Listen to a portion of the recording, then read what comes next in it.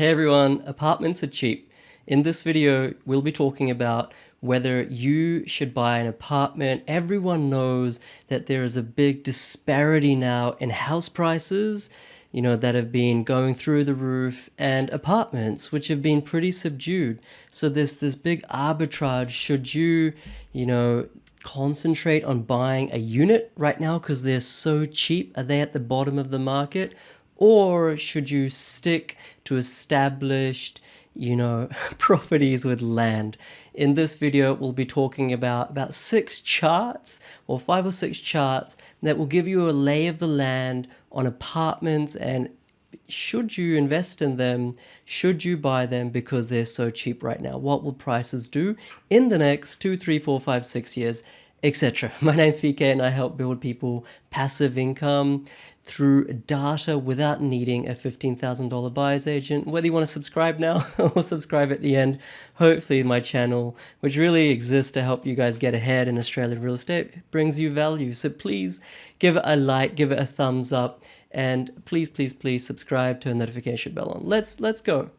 So Australian apartment market cycle. You can see this already in front of me. You've probably been looking at it.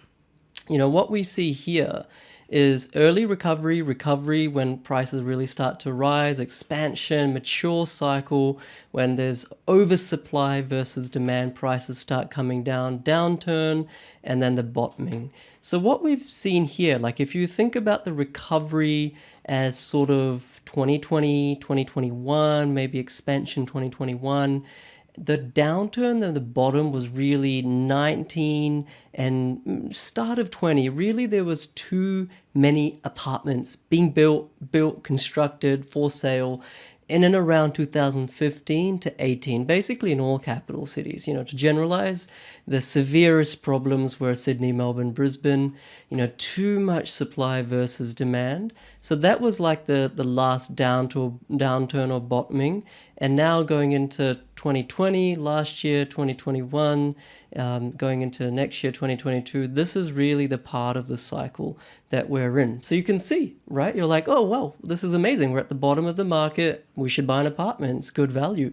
Let's see. But just to give you an example, Gold Coast is really leading the pack. I remember at the start of the year, so many of our students were buying, I'll give out a suburb actually, because we're not buying there anymore. We're buying apartments, like, villas, you could say, in a place like Oxenford in the Gold Coast for like high 200s. Now those same villas, 2-bedroom villas, nothing fancy, are in the early 400s. So they've gone up well over $100,000 in 12 months. Now that, from a percentage growth perspective, is, it's huge. It's like 40-50%, which can't be said for most apartments, or can't even be said for much of the property market.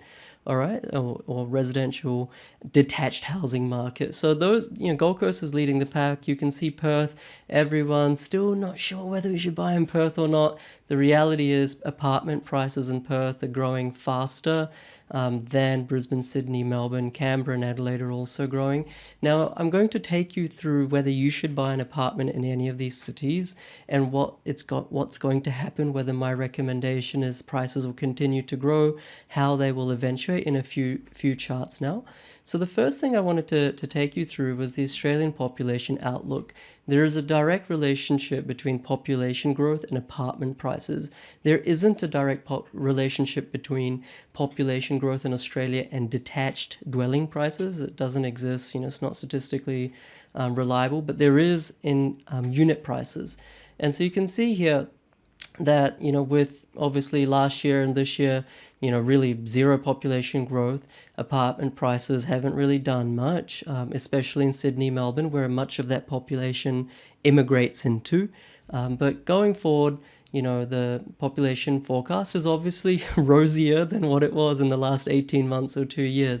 So that would also suggest that, hey, now we've got this big divergence between, detached dwellings, houses, and apartments, and all this population is going to come in, students, immigrants who typically rent for the first few years, typically in an apartment or places like that. So there's going to be this huge demand for apartments. You can see that by the population forecast. The next thing I want to take you through is just to kind of wary or kind of cool down that excitement. Apartment approvals. Now, whether it's apartments or houses, prices work on demand and supply. Now, the reason that apartments have been such terrible investments is mostly because of the supply side. Demand has been traditionally very strong. I mean, you can probably ask yourself as a brand new property investor, maybe you're, especially in Sydney or Melbourne, right? Maybe your immediate thought was, let's buy an apartment close to the city, can't go wrong, right? And as you become more educated, you learn why that's probably not the best idea. But the reason it's not or hasn't been the best idea is really the middle part of the last decade. So, kind of, let's say from 2013 to about 2018, there was so much supply. So approvals means, local councils give approvals to build apartments. Developers ask for the approvals, they grant them, subject to various clauses. So Sydney had the most supply, Brisbane had the third most, Melbourne had the second most, and obviously Perth and Adelaide had a bit of a peak as well in relative terms. But this, red, black, and grey line, this glut of supply meant that the price of apartments really didn't go up, despite demand being strong. And that's come right back down. That's normal in this cycle, right? Everyone gets worked up and then these start going up. So you can see that, I'll get to it in a second, but the cycle goes up and down. In a couple of years' time, we'll see that these approvals start to increase again, which puts downward pressure on apartment prices. So right now, there's not much supply, which means right now property prices in apartments are growing, okay? And the next chart is inner city supply pipeline. So this is what I was suggesting.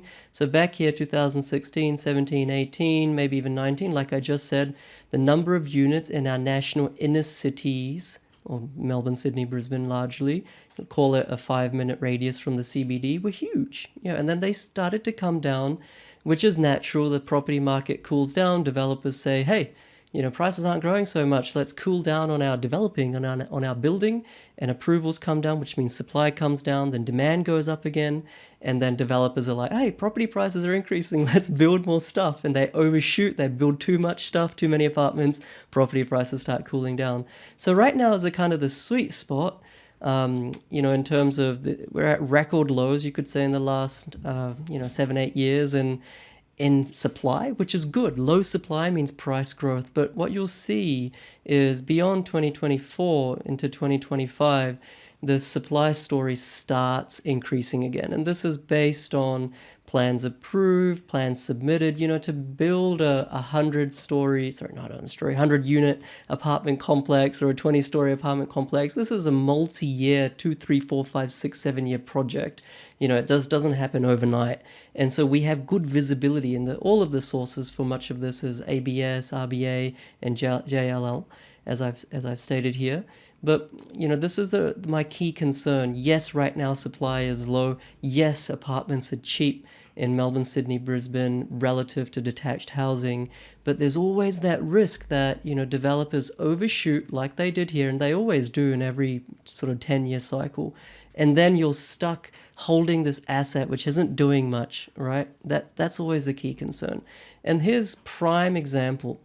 So if you're a brand new property investor, you might need to zoom in a little bit to see this. But in Brisbane, there's a developer called Predella, I'm sure a great developer, project name, the Ferry Residences, 86 units, looks like a great building, right? Same in, let's say in Melbourne, Paragon, 227 units. In Sydney, Opera Residences, probably this is close to the Opera House, 104 units. So as a brand new property investor, you're probably thinking, if I can get a 2-bedroom apartment in one of these places, they're in prime locations, brand new, great depreciation benefits, in the middle of the city, like how can I go wrong? And if I can get one of these at $5, $6, $7, $800,000, pretty good rental yield, I'll be laughing. But this is the classic mistake. These are exactly the types of apartments that you should be running away from, right? This is the mistake that people made, for example, buying in World Square in 20 years ago in Sydney, and the apartment prices are basically the same as what they were then. There's too much scope for oversupply. Guys, if you're getting value out of this so far, hit the subscribe button. I'm not finished yet. But high body corp, which dilutes that high yield, so the yield actually doesn't become that high. Even though you've got a fancy, shiny object of an investment, what you see is that there's so much supply. All of these 227 units in the Melbourne block are identical. At any one time, there's like 20 of them for lease, there's 30 of them for sale. Prices just don't go up. So don't buy anything new and shiny when it comes to apartments. But the last chart I wanted to take you through, just to kind of, summarize my thoughts on apartments, is this one right here. So this is apartment price index all the way basically the last decade. You can say 2011 to basically this year. And you can see that the best performing apartments have been in this gray line. So this is an index, all right? It's not an absolute. So apartment prices in this gray line, which is Sydney, started at 100, and now they're at about 160. So the apartments grew 60% in, let's say, the last 10 years in Sydney. Now that's atrocious, because detached dwellings, even cheap ones that you could have bought 10 years ago for $300,000, $400,000, $500,000, have doubled, or if not more than tripled in the last 10 years. And Sydney is by and large, or by a long way, outperformed every other capital city in apartments. So, this cycle that I'm talking about, it's attractive to buy apartments right now. Yes, if you buy an apartment right now, almost anywhere, but especially in places like Adelaide and the Gold Coast and Perth, you'll see price growth. But apartments are so susceptible for oversupply because there's no scarcity. You can build as high as you want, especially in a city. You can build a 100-story tower if a developer has enough money. So that's the reason why I think, even though right now apartments are so cheap and there's this huge attraction, immigrants, population, students, it's all going to increase demand, right? Vacancy rates aren't as bad as what they were last year in Sydney, Melbourne. I just think that even though it's really good time to buy apartments right now, if you're a property investor and you're wanting to make money, not just in the short term, but have this thing go up after 5 years as well, 10 years as well, 15 years as well, build you that passive income, build you that real wealth. This chart, it speaks for itself. The biggest problem in apartments is not demand. The demand story is strong. Biggest problem is supply. And that's what people don't realize. Coming back to this, there is a cycle. Right now, we're in this cycle where apartment prices will increase because there's arbitrage to be had between apartments or units and established houses. But in 3, 4, 5 years' time, builders, developers will overshoot the mark. It'll end up being like 2015, 16 again, most likely. And the long-term average for apartment growth will still be very poor, just like that. That's my personal opinion. Now, of course, there's rules and laws that I'm governed by in my sort of thesis of property investing that I've built up over more than 10 years. There's always exceptions as well. Like, you can make a lot of money, like I said, in that Gold Coast example I gave before.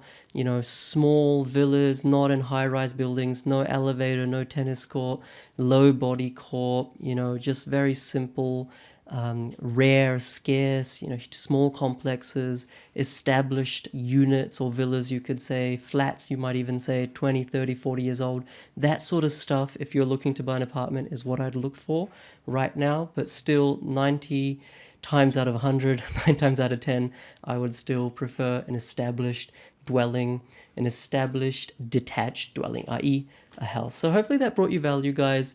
If you want me to go into the apartment market city by city, Brisbane, Melbourne, Sydney, Perth, Adelaide, Canberra, etc., then please comment below city by city. I'll just see what the kind of feedback was for this topic, apartments.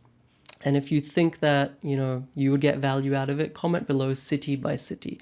And if I get, probably 20, 30 comments, then I'll do a video deep diving on the apartment market in each city, sharing charts and things like that. But give it a subscribe, guys, if this brought you value, and give it a thumbs up, very importantly. My name's PK. If you want to up your learning, really take it to the next level, I'll leave some links in the description below to my podcast where you can, it's much more focused learning, and also my Facebook group with more than 10,000 members now, where all these types of discussions happen, and it's a nice environment to learn as well if you're really keen on learning. All right, guys, I wish you all the very best, and always remember, it's always a good time to buy as long as you know where and what. Take it easy.